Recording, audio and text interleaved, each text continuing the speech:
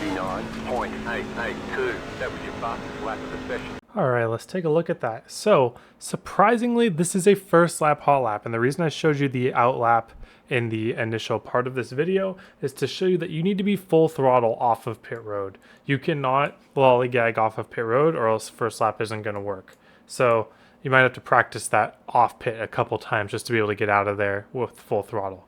So anyways, coming to the lap, I don't want to be right by the wall. You don't really need to be in the trucks, so I'm just going to be right on this top seam here, trying just to keep the wheel as straight as possible to keep my chances of scrubbing speed to a minimum, and then try to open up my wheel as early as possible, again just to minimize scrubbing speed.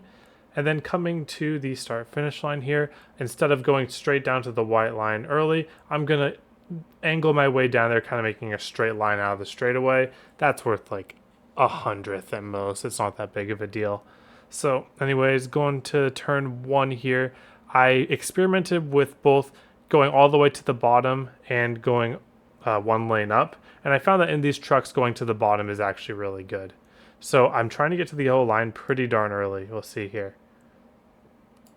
So it seems like I am apexing earlier than is possible. But when you make that transition from the first seam to the second seam, it kind of kicks your car this way a little bit. So by getting to the yellow early, I'm actually kind of just hitting the apron. Not quite hitting, but you know what I mean, getting close to it. So once I get that little transition onto the apron, or sorry, the first lane, I'm just kind of there on the yellow line, able to keep my momentum, and then once the car really starts wanting to drift up, I let it. So take a look at my steering inputs here.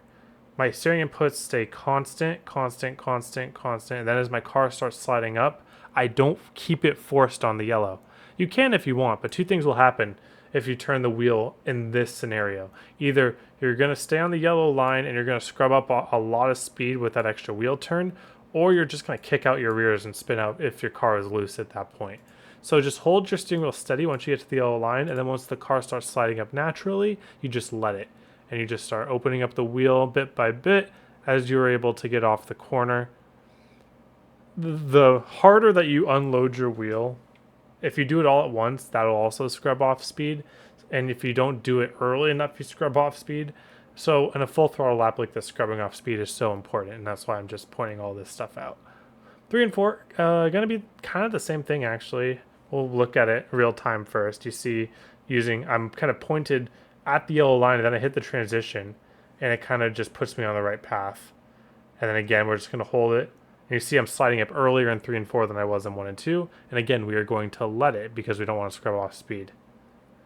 And then here, I found that I didn't have to use all of my real estate to the wall. So guess what? I didn't use all of it. I was unloading my wheel quite enough for my comfort level in terms of scrubbing off speed. So I just didn't go up to the wall. And you don't need to go up to the wall if your car doesn't need the real estate. That's a pretty important lesson for these type of tracks where it's all momentum based.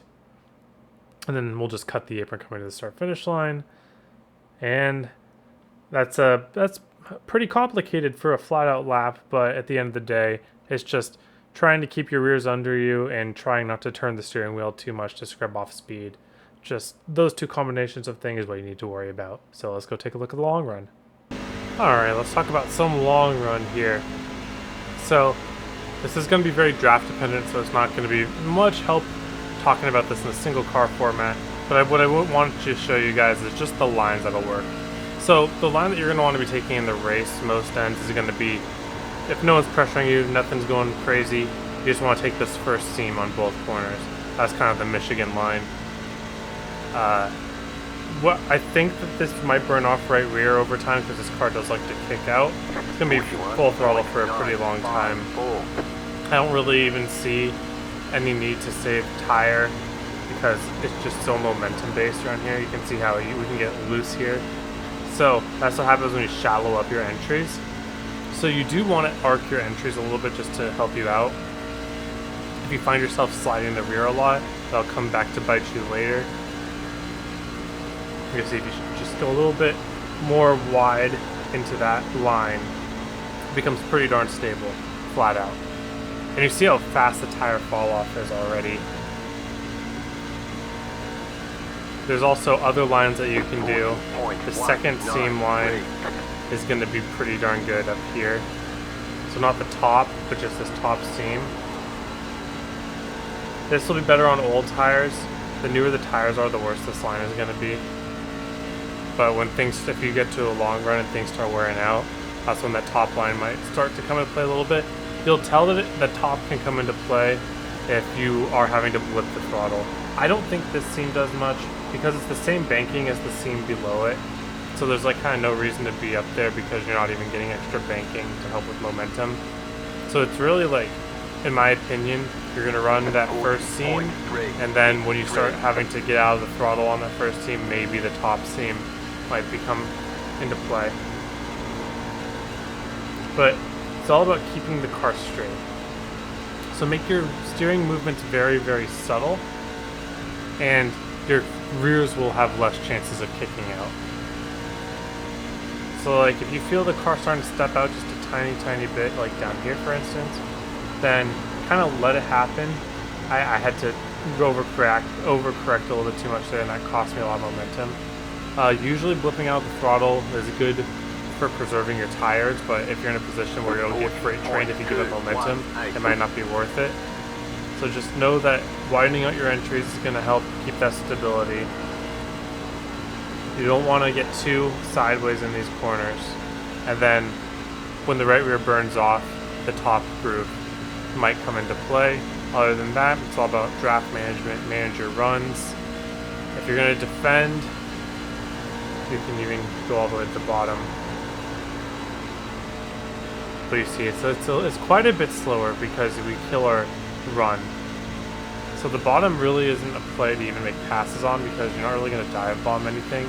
Passes usually will probably come from straightaways, side drafting, taking advantage of somebody getting loose on their own, building runs on them.